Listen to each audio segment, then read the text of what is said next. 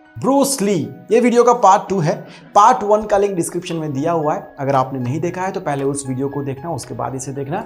तो Bruce Lee क्या करते थे, किस तरीके से सोचते थे, उनके क्या रूल्स थे, क्या एथिक्स थे, उनकी क्या थॉट प्रोसेस थी, क्या नहीं करते थे, ये सारी बातें जो उन्होंने अपने अलग अलग इंटरव्यूज में, किताबों में, लेटर्स में कही है, उन सारी बातों का जो निचोड़ है उसे कंप्रेस करके आपको यहाँ पर एक जगह पर लाकर हम दे रहे हैं। उम्मीद है इन सारी बातों से आपकी जिंदगी में भी एक पॉजिटिव चेंज आएगा। तो हर एक लाइन बहुत ज़्यादा ज़रूरी है, कुछ भी मिस मत करना अगर आप ब्रूस ली की थॉट प्रोसेस को, उनके रूल्स को, एथिक्स को अच्छे से समझना चाहते हैं। तो सबसे पहली बात जो वो कहा करते थे कि सारे अनइसेंशियल कामों को बंद कर दो। अनइसेंशियल काम यानी कि फालतू के काम, ऐसे काम जो आपका टाइम वेस्ट करते हो।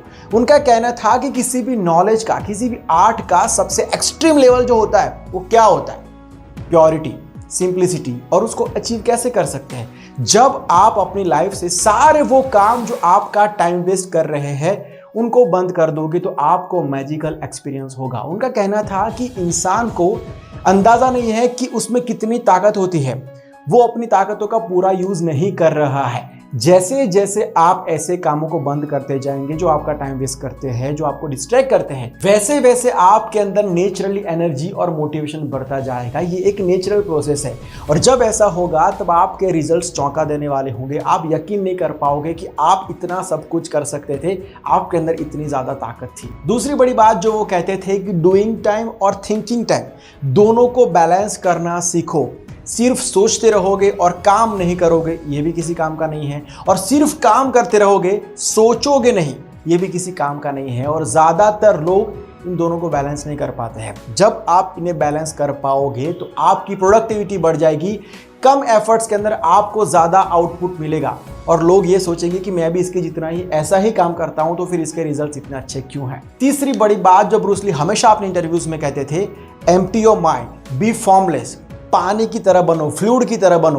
पानी को अगर आप कप में डालते हो तो वो कप जैसा बन जाता है, टीपॉट में डालते हो तो टीपॉट जैसा बन जाता है। जैसा बर्तन होता है बिल्कुल वैसा शेप वो ले लेता है। तो उनका कहना था कि पानी की तरह बनो। जिस रास्ते पर आप चल रहे हो, जिस टारगेट का आप पीछा कर रहे हो, उस रास्ते के ऊपर अप्स एंड डाउन्स आएंगे ही आएंगे। आप उनको कंट्रोल नहीं कर सकते हो।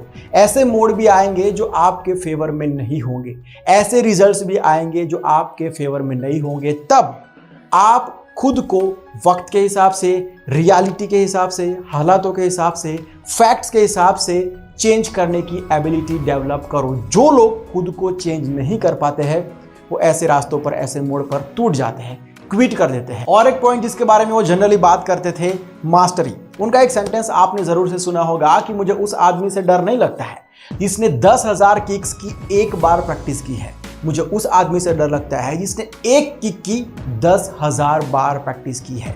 उनका कहना था कि आप जो भी काम करो, आपको जो भी ठीक लगता है, आपको जो भी अच्छा लगता है वो आप काम करो, लेकिन उस काम में आप ऐसी मास्टरी लेके आओ कि आपके अलावा पूरी दुनिया में वो काम आपके जैसा, उस लेवल तक का कोई ना कर सकता हो। एबिलिटी के बारे में ब्रूस ली कमाल की बात कहते थे कि इंसान की एबिलिटी, इंसान की स्ट्रेंथ पहले से फिक्स नहीं होती है।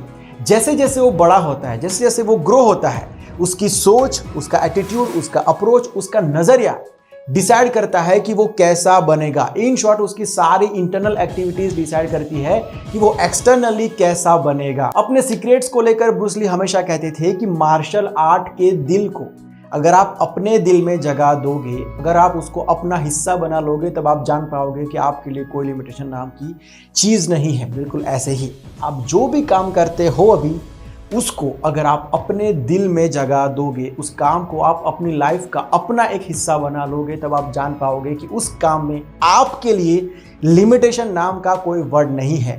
क्योंकि जब ऐसा होता है तब आपको अंदर से एनर्जी, अंदर से बूस्ट मिलता है। उसके बाद आपको एक्सटर्नली किसी फोर्स की, किसी मोटिवेशन की ज़रूरत नहीं पड़ती है। ऐसा नहीं होगा आपकी लाइफ में कि आपको कोई कहेगा, आपके पास कोई स्ट्रॉन्ग रीज़न होगा तभी आप वो काम कर पाएंगे, क्योंकि आपको इंटरनली इतना ज़्यादा फोर्स मिलेगा कि आपको किसी भी रीज़न की ज़रूरत नहीं पड़ेगी उस पर्टिकुलर काम को करने के लिए। ब्रूस ली के सीक्रेट्स में से सबसे स्ट्रॉन्ग सीक्रेट जो मुझे लगता है कि ब्रूस ली इनर एक्टिविटीज, अंतरात्मा की आवाज, शक्ति, इन सब में बहुत स्ट्रांगली बिलीव करते थे। जितना वक्त वो फिजिकली फिट रहने में लगाते थे उतना ही वक्त वो मेंटल फिटनेस के लिए भी निकालते थे। खुद को फुल्ली कंट्रोल्ड फोकस रखने के लिए वो बहुत ज़्यादा प्रैक्टिस करते थे। उनका कहना था, बहुत ही मैजिकल बात है ये, ध्यान से सुनना। उनका कहना था कि अगर यहाँ पर सब कुछ ठीक है तो बाहर सब कुछ ठीक ही रहेगा। अगर बाहर ठीक नहीं है, कोई गड़बड़ है, तो आप उसको ठीक कर सकते हो क्योंकि आपके यहाँ पर सब कुछ ठीक है। लेकिन अगर यहाँ पर सब कुछ ठीक नहीं है और बाहर आपके पास बहुत सारा नॉलेज है, बहुत सारे कॉन्टैक्ट्स है, बाहर आपके पास बहुत सारी ताकत है, आप कभी भी उस ताकत का पूरा यूज नहीं कर पाओगे। ओके देन, आई होप आपको ये वीडियो पसंद आया होगा। सब कुछ आसान भाषा में समझाने की पूरी कोशिश की है तो समझ आया होगा, और ये सारी बातों को आप ज़रूर से अपनी लाइफ में अप्लाई करना ताकि आपकी ज़िंदगी में पॉजिटिव चेंज आए, और डेफिनेटली आएगा अगर आप इन सबको अप्लाई करते हो तो।